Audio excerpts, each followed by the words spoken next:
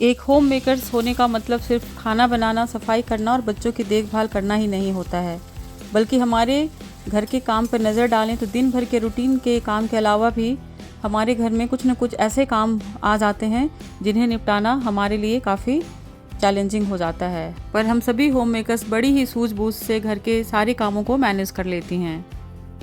Hello and नमस्ते, अर्चनास creative canvas में आपका एक बार फिर से बहुत बहुत स्वागत है। हम सभी होम मेकर्स ऐसा चाहती हैं कि घर के कुछ काम हम एडवांस में करके रख लें, जिससे हमारा समय भी बचता है और हमारा काम स्मूथली हो जाता है। पर घर के बहुत सारे ऐसे काम होते हैं जिसे आप शेड्यूल तो कर सकते हैं, बट कुछ काम ऐसे ज़रूर आ जाते हैं जो बिना शेड्यूल के भी होते हैं। हम सभी होम मेकर्स अपने घर को सुंदर और ऑर्गेनाइज, साफ सुथरा रखना पसंद करती हैं, पर कभी कभी वही काम करते करते बोरिंग भी लगने लगता है, मन भी नहीं करता है कि आज हम ये काम करें। तो आज की इस वीडियो में मैं कुछ ऐसे टिप्स शेयर करूंगी आपसे जो आपको भी इस सिचुएशन में काफ़ी हेल्प करेगी। तो फिलहाल आज मेरे घर में एसी की सर्विसिंग हो रही है और जिस एसी में गैस नहीं है उसमें गैस भी रिफ़िल करवाना है। बदलते मौसम का ये एक बहुत ज़रूरी काम होता है जिसे हमें समय से करवा लेना पड़ता है।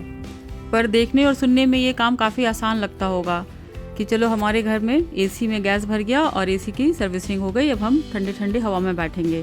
बट इसके पीछे कितनी सारी मेहनत लगी होती है हम होम मेकर्स की, किसी को पता नहीं चलता। मेरे बेडरूम में जो एसी लगा हुआ था वो पहले से लगा था और बाद में हमारे घर में रेनोवेशन हुआ है, तो किसी वजह से ये एसी अटक चुका था, ये निकल नहीं पा रहा था। फिर मैंने कारपेंटर भैया को फ़ोन किया, आधे घंटे के बाद वो यहाँ आए और फिर थोड़ी सी मेहनत करने से ये बाहर निकल गया।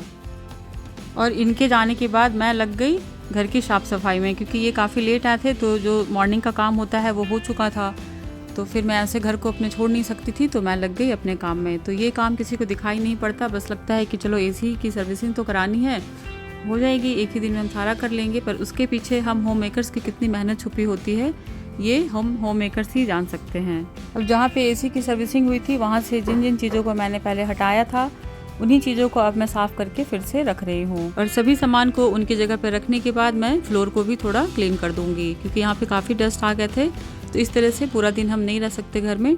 तो जब भी आप फ्लोर को क्लीन करें उसके पहले ऊपर का जो भी सरफेस गंदा हो उसे ज़रूर साफ़ कर दें। तो मैंने यहाँ पर जो भी सामान रखा हुआ था और जो जगह थी वहाँ की क्लीनिंग कर दी और उसके बाद नीचे की फ्लोर साफ़ कर रही हूँ। ऊपर से साफ़ करने के बाद नीचे करते हैं तो नीचे का फ्लोर लंबे समय तक साफ़ रहता है। अगर हम फ्लोर को पहले क्लीन कर लेंगे और बाद में ऊपर टेबल और वो सब डस्ट करेंगे तो फिर वो फ्लोर पर आकर गिरेगा। तो हमेशा टॉप टू बॉटम ही हमें सफाई करनी चाहिए। बेडरूम में भी बेड को मैंने एक पुराने चादर से कवर कर दिया था। इस तरह से करने से हमारी बेडशीट पे डायरेक्ट डस्ट नहीं आता है। तो आप जब भी इस तरह का कोई काम करवाएं तो अपने मेन बेडशीट को दूसरे पुराने बेडशीट से ज़रूर कवर कर दें। बेडशीट को हटा दिया है, उसके बाद बारी आती है फ्लोर को क्लीन करने की। तो इस तरह का एक मॉप मैं हैंडी रखती हूँ। जब भी हमारा घर गंदा होता है, फ्लोर गंदा होता है, तो मैं इससे क्लीन कर देती हूँ। इस तरह का मॉप मुझे काफ़ी पसंद आता है। और इस रूम में जो भी एक्स्ट्रा चीज़ें आ गई हैं उन्हें भी हटा देंगे। और जब भी इस तरह का काम करवाना चाहिए तो बेडरूम में बेड के अलावा जो भी एक्स्ट्रा फर्नीचर है उसे ज़रूर हटा देना चाहिए, क्योंकि वहाँ पे अच्छे से जगह भी बन जाती है जिससे भैया लोग अच्छे से काम कर पाते हैं। और दूसरी कि ये गंदा नहीं होता है। तो मैंने इस रूम में जो साइड टेबल था उसे दूसरे कमरे में शिफ्ट कर दिया था। अब वो लोग काम करके चले गए हैं तो मैं धीरे धीरे इन सबको सेट कर रही हूँ। और जब भी हमारे घर में कुछ इस तरह का काम निकलता है उस दिन हम होम मेकर्स को डबल मेहनत करनी पड़ती है। अपने रूटीन का काम तो हम करते ही करते हैं, साथ में हमें एक्स्ट्रा काम भी करना पड़ता है।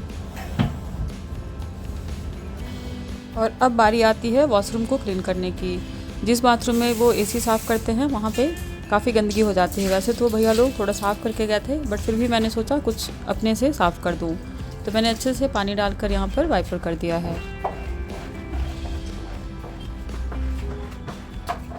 और इतना सब कुछ करते करते कब टाइम हो गया पता ही नहीं चला। देखते ही देखते मेरे बेटे के स्कूल से आने का टाइम हो चुका था।